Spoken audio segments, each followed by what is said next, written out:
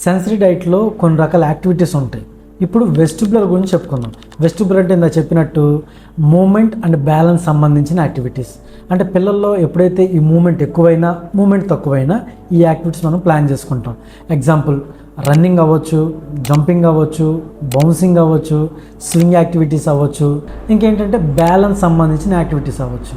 ఇవన్నీ చేయడం ద్వారా ఏమైందంటే ఎప్పుడు మనకి క్లాస్ రూమ్కి వెళ్ళాలన్నా లేకపోతే మనకు నచ్చిన యాక్టివిటీస్ చేయించుకోవాలన్నా పిల్లవాడికి ఏదన్నా మనం నేర్పించుకునేటప్పుడు ఇబ్బంది పెడుతున్నప్పుడు ఇలాంటి యాక్టివిటీస్ చేయడం ద్వారా వాళ్ళు స్టిమ్యులేట్ అవుతారు. వాళ్ళు స్టిమ్యులేట్ అయిపోయి వాళ్ళు మళ్ళీ వచ్చేసి మన క్లాస్కి రెస్పాండ్ అవుతారు. సో దాన్ని మనం అర్థం చేసుకోవాలి. కొన్నిసార్లు మనం సంబంధం లేకుండా వీళ్ళకి అన్నీ చేస్తూ ఉన్నాము అంటే తెలుసుకోకుండా వీళ్ళకి ఓవర్ స్టిమ్యులేషన్ అయ్యే ఛాన్సెస్గా ఉంటాయి. దానివల్ల ఎక్కడా కోఆపరేట్ చేయలేక చాలా ఇబ్బంది పెట్టేస్తూ ఉంటారు. సో ఆలోచించుకొని వెస్టిబులర్ యాక్టివిటీస్ అనేది ప్లాన్ చేసుకోవాలి.